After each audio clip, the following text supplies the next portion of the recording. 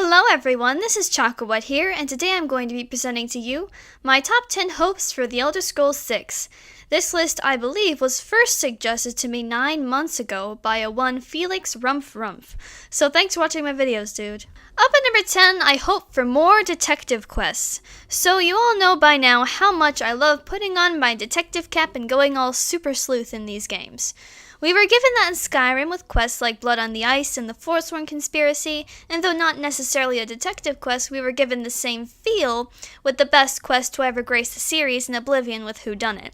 So Bethesda sure does have some wonderful noir stories up their sleeve, and all I'm asking is for them to unleash some more wonderful detectiveness onto The Elder Scrolls VI. 9. Better companion storylines. One of the things that really helped immerse me in the game when I was playing Fallout 4 was how vocal the companions got, and how the decisions I made affected my relationships with them. I would really love to see this implemented into an Elder Scrolls game. Some of the companions in Skyrim, like Serana, Cicero, Teldrin Cero, and Eronder, were vocal, but didn't give me what I was looking for. Like, Eronder, you can murder in front of him, and he's just like, praise Mara, and I'm like, dude, I murdered in front of you, doesn't that upset you? So I'm hoping for companions with like better personalities and stricter codes of ethics that would make the game more real. 8. I hope Bethesda explores more of the holidays and the culture. One of the reasons I adore The Elder Scrolls so much is because of the wonderful rich world that it offers. The culture and history of each of the races is wonderful, unique, and not without real-world influence. However, we never really seem to be around for these celebrations. Save for the burning of King Olaf, which is connected to a quest, we don't really get to party around too much. Though this would take some complex coding, I think it'd be wonderful if holidays would coincide with the game's calendar. For example, when the first of Morningstar rolls around, our characters and the NPCs can take to the streets for the New Life Festival. Even if the celebrations coincide with the quest, I still appreciate them as I feel it adds to the immersion of the game. 7. LGBT representation. This is just a small favor, really. I love that you could have gay marriage in Skyrim, and that was great and went with the openness of the Viking culture. However, the representation of canonical LGBT characters is a bit weak. The one that I can think of off the top of my head is the hermaphrodite bisexual Vivek, who is awesome, but then he went and ran off with the king of rape, so yeah. Then there was also the tragic love story of Brynolfur and Hrolf, which is great too. All I'm asking for is to be a little more courageous with the representation without making it seem like they're trying so hard. Because it's fresh in my mind, one of the things I appreciated when I was reading Watchmen was how Alan Moore normalized it.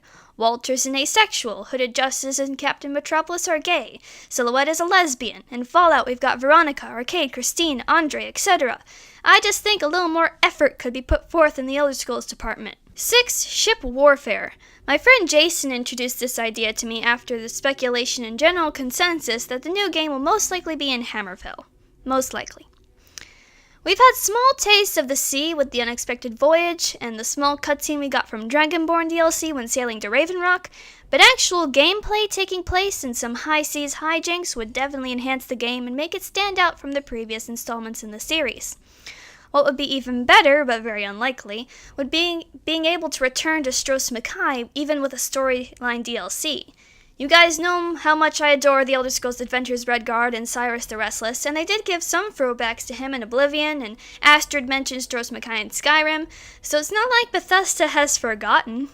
5. Maybe actually being able to play the instruments? So yeah, in Skyrim you could join the Bard's College and you don't actually get to play a fucking instrument. Like, what? I'm not asking for the game to all of a sudden become Ocarina of Time. I'm just asking for a little more groove. Maybe just a cutscene with our characters stopping to play on the flute, or if they decide to do voice protagonists, which would not be a good idea since every race has different dialects and inflections, and getting 20 voice actors to voice the different races and genders would cost a pretty penny atop the voice actors for the NPCs. Where was I? Oh yeah. If they decide to do fully voiced protagonists, they could have them stop and sing one of the traditional tunes of Tamriel, but they really shouldn't do that. 4. Horror elements. They tried to go scary with the Elder Scrolls Battlespire, but unfortunately I don't count an Elder Scrolls Legend among the series' best games. However, the games don't shy away from the real horrors of genocide and rape and the supernatural horrors of ghosts and vampires and lycanthropes, etc. So while I don't want the whole game to be terrifying, perhaps exploring more into horror would be for the better. They tried some of that with the scattered tombs and isolated ashlands in Morrowind, the Ghosts of Oblivion, and the House of Horrors quest in Skyrim, so I have faith that Bethesda could do a really good job in applying horror skills to an Elder Scrolls game like they tried with Battlespire. I mean, they're the studio that made The Evil Within, for crying out loud. 3. More importance on skills. No one doubts your loyalty, Big McLarge Huge, but some doubt your skills. Remember that horrible message in Morrowind? Yeah, me too. Let's bring it back, eh? In Oblivion and Skyrim, they basically throw the guild leadership at you for just showing up, which takes a lot of the realism and character building out of the game. Though it is quite easy to tell the difference between a skilled high-level character from an unskilled low-level character in 4 and 5, they don't really have an effect on whether you advance through the guild or not. Also, the guild questlines seem to get shorter and less complex, which is disappointing. Though I realized that these implements in the game would take more coding and writing, they did it before, why can't they do it again? 2. The ability to be more evil. I am not nice.